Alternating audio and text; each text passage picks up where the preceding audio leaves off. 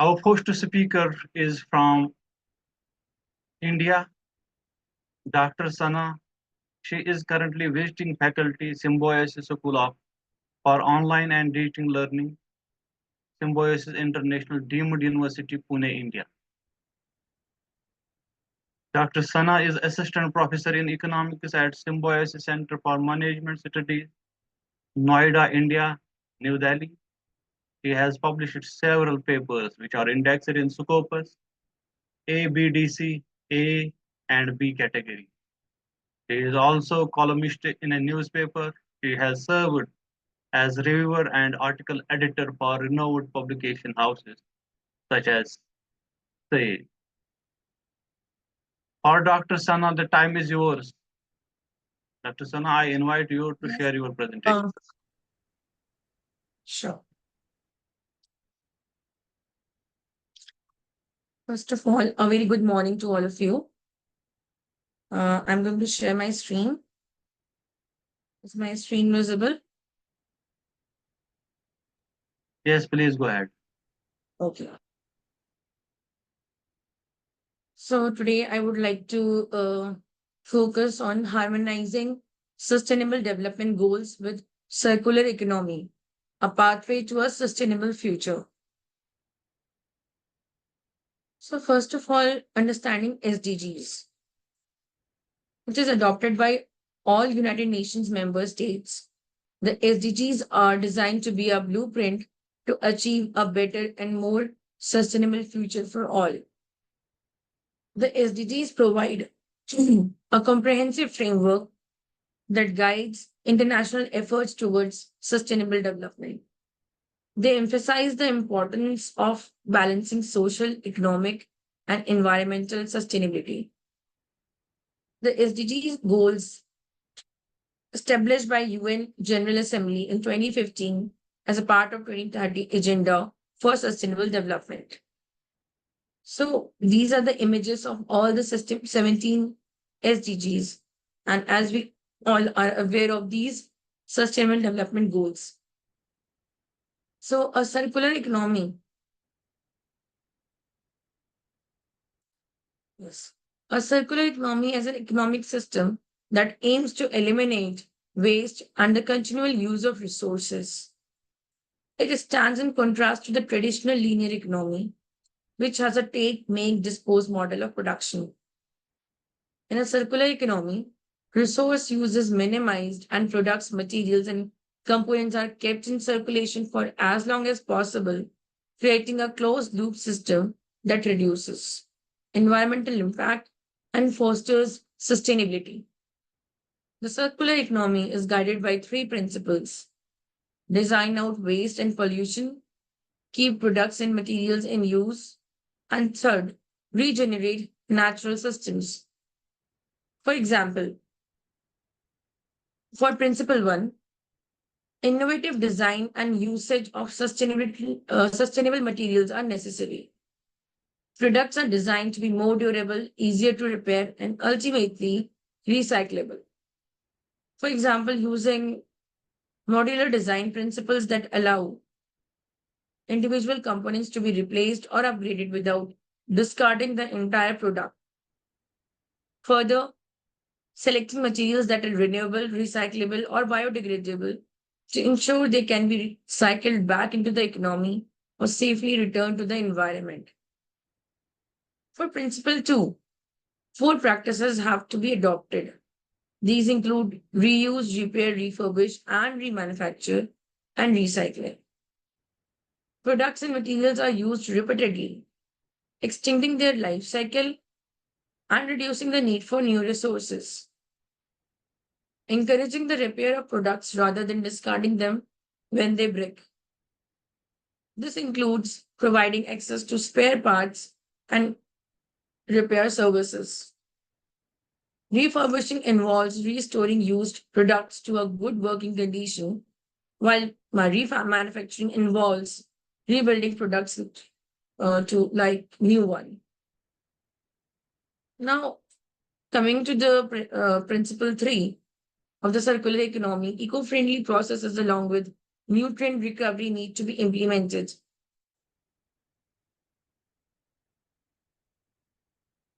Now, aligning the SDGs with circular economy principles. So, the circular economy's core principles directly contribute to achieving multiple SDGs. For instance, designing out waste helps achieve SDG 12, while keeping products and materials in use supports SDG 8 and SDG 9. Circular economy practices not only address environmental sustainability but also drive economic growth and social well being, illustrating the interconnected nature of the SDGs. So let's discuss these alignments from the image. Promoting the use of renewable energy sources and enhancing energy efficiency in production processes can impact SDG 7, ensuring the access to affordable, reliable, sustainable, and modern energy for all. Now, creating new job opportunities in recycling, repair, and remanufacturing sectors impacts SDG 8, thereby promoting sustained, inclusive, and sustainable economic growth, full and productive employment, and decent work for all. Now, encouraging innovation in sustainable product design and production processes and developing infrastructure that supports recycling and resource recovery impacts SDG 9 and thereby building resilient infrastructure. Promoting inclusive and sustainable industrialization and fostering innovation. Implementing urban planning and development strategies that promote resource efficiency and waste reduction impacts SDG 11. Making cities and human settlements inclusive, safe, resilient, and sustainable. Now, designing products for durability, reuse, and development strategies that promote resource efficiency and waste reduction impacts SDG 11. Now, recycling materials such as metals, plastics, glass reduce the need for virgin material extraction and processing, which are often carbon intensive, impacts SDG 13. Reducing greenhouse gas emissions by lowering the demand for energy intensive production processes, while helping mitigate climate change by promoting sustainable practices. Regenerating natural systems by using organic waste as a compost and reducing deforestation through sustainable material sourcing impacts SDG 15. It protects, restores, and promotes sustainable use of terrestrial ecosystems, manages forest sustainability, combats desertification, and halts and reserves land degradation and biodiversity loss. Now, circular economy in action, a case study. So, showcasing real world examples of circular economy initiatives helps illustrate how these principles can be applied effectively to achieve SDGs. A circular, a city's circular Amsterdam initiative aims to achieve a fully circular economy by 2050. Amsterdam is a pioneer in implementing circular economy strategies at the city level. The city's circular Amsterdam initiative aims to achieve a fully circular economy by 2050. Now, construction. Use of recycled materials in our construction projects and encouraging building deconstruction over demolition. It impacts SDG 11, which promotes sustainable urban development and resilient infrastructure. Second is waste management. Comprehensive waste separation and recycling programs. It has a direct impact on SDG 12, which encourages efficient use of resources and waste reduction. Then local production. Promoting local production and consumption to reduce transportation emissions. It impacts SDG 13, which focuses on mitigating climate impact through reduced emissions and sustainable practices.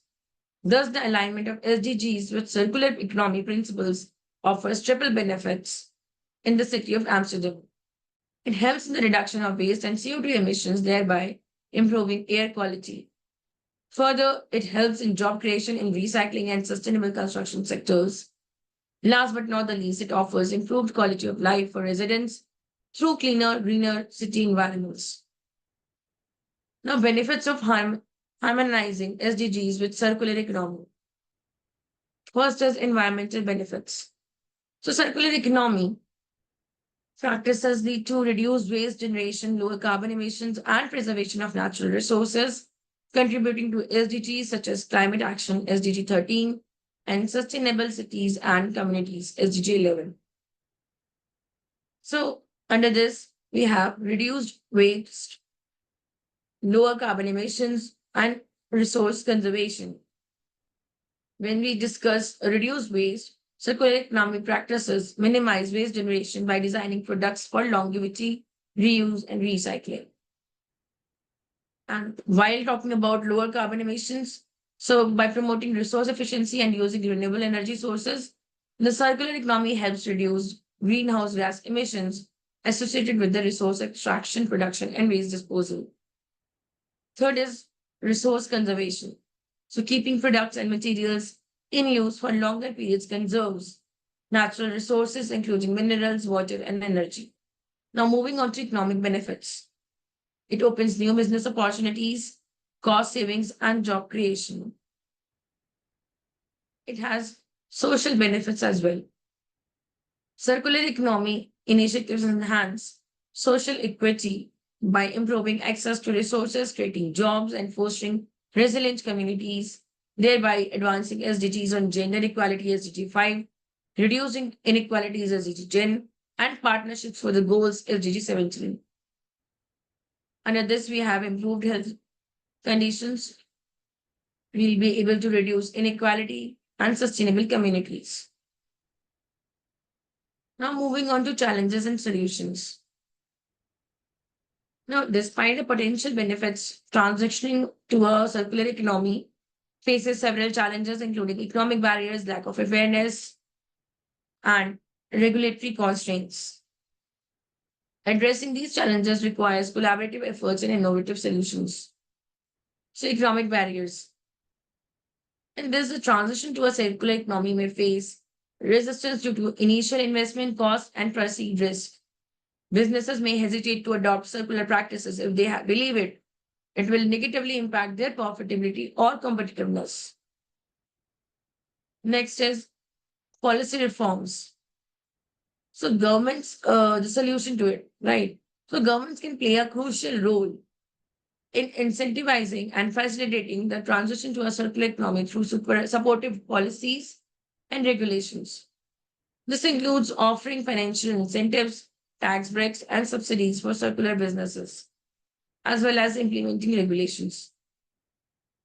Now, coming to the second challenge, which is lack of awareness. Many individuals, businesses, and policymakers have limited understanding of the circular economy and its potential benefits. This lack of awareness hinders widespread adoption and implementation of circular practices. Now, talking about the solution, which is education and awareness. So, increasing a public awareness and understanding of the circular economy is essential for driving behavioral change and encouraging adoption.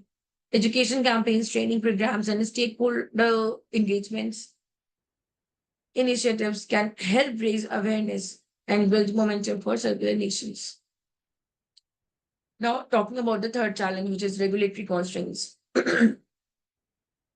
Existing regulations and policies may not fully support circular business models or may even pose barriers to their implementation. Excuse me. So, inconsistent or outdated regulations can create uncertainties and legal obstacles for businesses seeking to adopt circular practices. Now, the plausible solution to this challenge is innovation and collaboration. Encouraging innovation and fostering collaboration among the stakeholders are essential for overcoming technical and logistical challenges associated with the circular economy. Now, moving on to call to action. So, harmonizing sustainable development goals with circular economic practices offers a pathway to sustainable and prosperous future by addressing global challenges in a holistic manner. As individuals, businesses, governments, and civil organizations We must commit to embracing circular economy practices and integrating them into our daily operations and decision-making processes. Together, we can drive positive change and achieve the SDG by 2030. Some of the call to action we can adopt include encouragement to adopt circular practices, commitment to action, collaboration and partnership, continuous improvement. Now, due to paucity of time, I'm not discussing all the points. So, in a circular economy, waste and pollution are designed out, products and materials are kept in use, and natural systems are regenerated. It's not just an economic opportunity, it's a moral imperative. I would like to end my lecture with this note of Ellen MacArthur. Thank you so much, AIBPM, for giving me the opportunity.